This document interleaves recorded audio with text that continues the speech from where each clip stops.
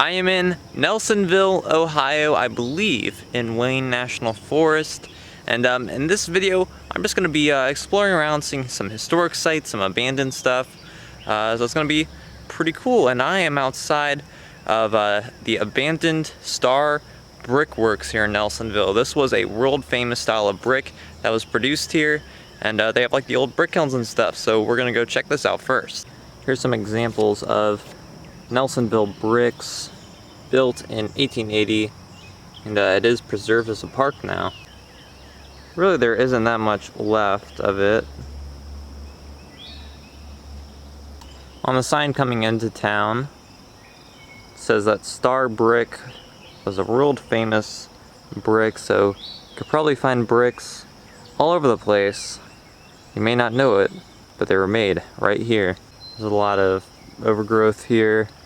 Looks like they have a gate blocking the inside there, but it looks like it's just a forest in there at this point. Now this side is open. Someone probably pried the gates open. Let's see. Yep, just a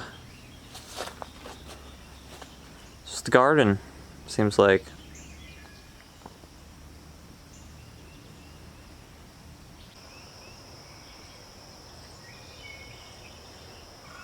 This is pretty cool because the roof on this one is still intact.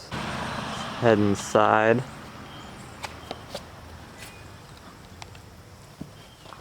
Oh wow. It's like there's just a bunch of bricks left in here. There's a wheelbarrow. This is just like the Pantheon in Rome. Look at that. Has an open roof in the center.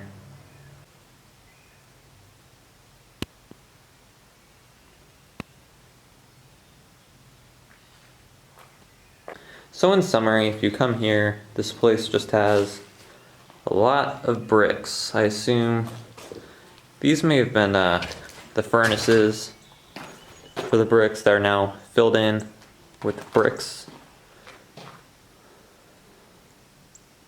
Yeah, pretty neat.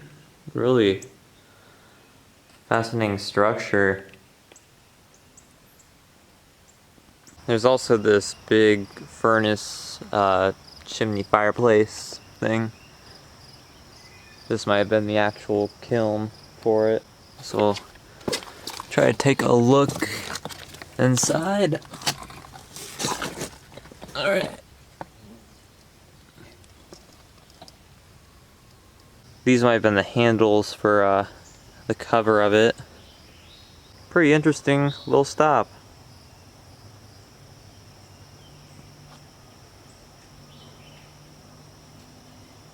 Found a line of trains. Looks like this is the Hocking Valley Scenic Railroad. Looks like the Hocking Valley Scenic Railroad is moving. This looks like one of the diesel snow trains that could plow through the snow.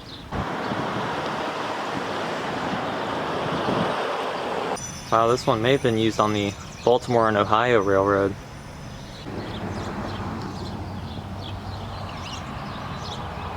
So here's a historical marker. The Hocking Valley Railroad connected with Columbus in 1869 assured Nelsonville prominence. Looks like there's a mural of Rocky the Mountain Goat.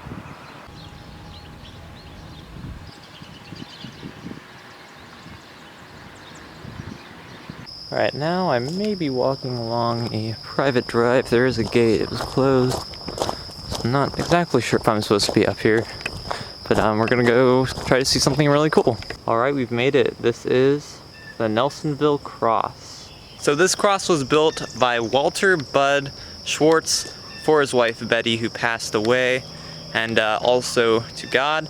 So it's a pretty neat tribute. This is actually the world's largest personal cross. He built it in 1973, and it is 65 feet tall.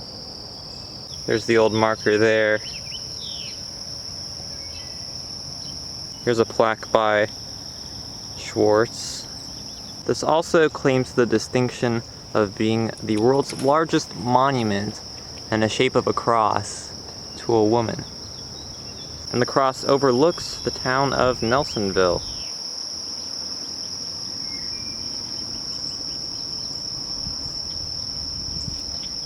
It was in a really bad shape for a long time, but the town has taken over and preserving it. Grass is cut recently, it seems like, and it is preserved, and it's a really nice tribute there.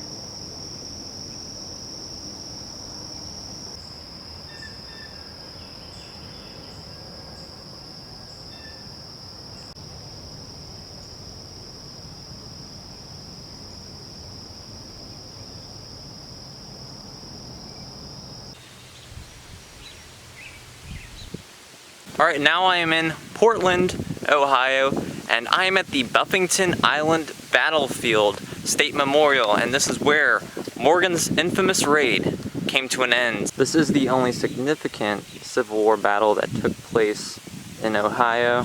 Apparently there was a first Ohio invasion of General Albert Jenkins and 350 Confederate cavalrymen who crossed near here on September 3rd, 1862 and advanced to Racine. They occupied the town for a few hours and seized some horses, and then they recrossed the Ohio River. The Ohio River is near there, and Buffington Island is a real island, but it didn't take place there. It took place right here. It took place here on July 19th, 1863. The Union forces sent after Morgan were under General Ambrose Burnside, famous for his sideburns. And one of the points of Morgan's mission was to wreak havoc and cause fear in the north, but also to distract as many soldiers as possible from Tennessee. This is a memorial to the civilians who suffered the atrocities and the burning and the robbery that Morgan's men did here, as well as many other communities throughout Indiana and Ohio. General John Hunt Morgan was from a wealthy Kentucky family, and he is best known for his more guerrilla tactics. He didn't do, you know, the traditional battle lines and stuff. He had convinced a group of raiders in probably May of 1863 that he was going to do a raid of the North. Now, this was not authorized by the rest of the Confederate Army. He just kind of did his own thing and thought it would work. Technically started on June 11th. He did some stuff in Kentucky, and then he moved over across the Ohio River into Indiana. No Indiana groups were really able to put up a fight successfully. There was some resistance in Corydon, which was the former capital city of Indiana, but that wasn't really successful, and Morgan moved on his way through DuPont, Versailles, etc., and then moved into Ohio. He entered Ohio on July 11th of that year, so for several days he was kind of making his way along the Ohio River, usually not around it, but Burnside's forces finally caught up with him here on this ground. They had kind of trapped the raiders. They had all the cavalrymen, and they also had 2 gunboats on the Ohio River, so there wasn't really anywhere for them to go. The battle didn't just take place here. It might not have at all, actually. It took place all over the place. It lasted about 2 hours. The plaque describes it as spirited, but in the end was not successful for Morgan. And here's the original big monument to the Battle of Buffington Island. Now, the Union Army didn't suffer too many losses here. 6 did die, while 57 of Morgan's raiders were killed, 63 were wounded, and 71 were captured. So at this point, Morgan had lost about half of his men, but he did manage to escape, as he often did. Him, a few other officers, and whoever could get out did escape, and they tried to keep going along their way. They're probably looking for a way to get down south, but they were intercepted a few days later, and Morgan was officially captured. But Morgan still had his ways. Eventually, a few months later, he did escape the Ohio State Penitentiary somehow by digging out a tunnel, took a train to Cincinnati, no one noticed, and I was able to cross the river. And then when he joined back with the other Confederates down in Tennessee, he's like, hey, I did the raid, I did good. No one really respected him because, you know, it was kind of dumb. Like, you know, there was some damage, a few casualties, didn't really accomplish anything.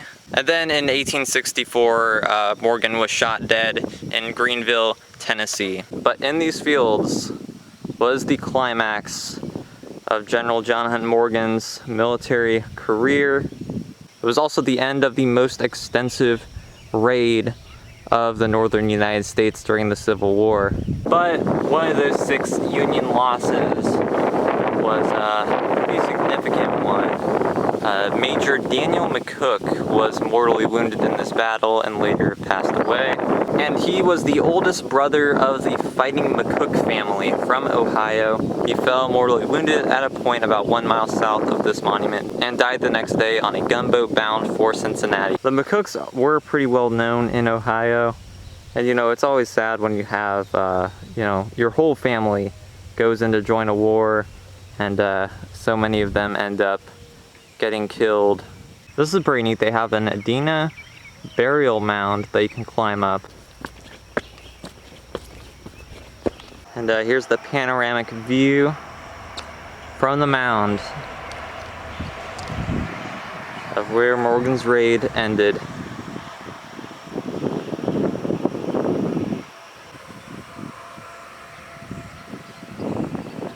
Alright, I guess we'll head up the road. You know, this is also like literally in the middle of nowhere, and the coordinates on Google Maps are wrong, so if you're trying to come out here, don't follow those.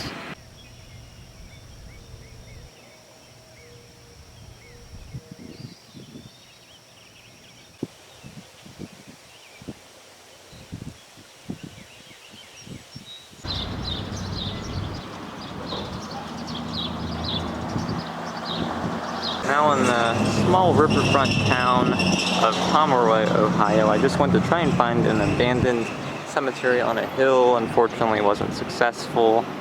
Like, there was no parking, and there were a bunch of hillbillies staring me down, probably about to shoot me. I always love these small towns on the Ohio River.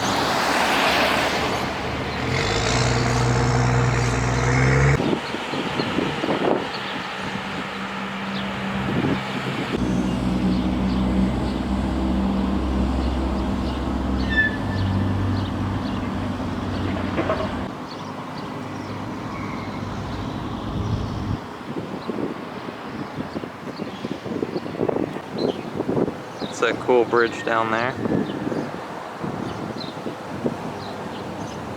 So that was just some explorations here in southern Ohio. I hope you enjoyed. I have a bunch of videos at Civil War museums, sites, and all sorts of abandoned stuff, roadside attractions, etc., etc., etc. So please go check those videos out, and thanks for watching.